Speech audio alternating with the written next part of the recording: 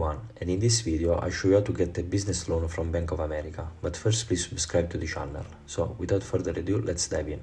So to apply for a business loan, follow the steps. First, pick your platform. Choose between a bank or an online lender for your application. 2. Gather your docs.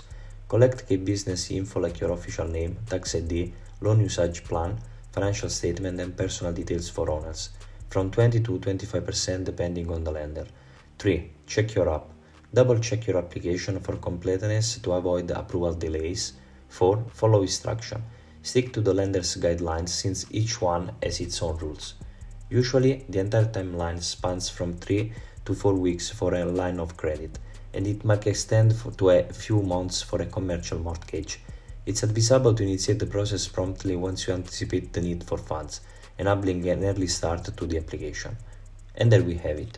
If you find this tutorial helpful, please consider leaving a like and subscribe to the channel.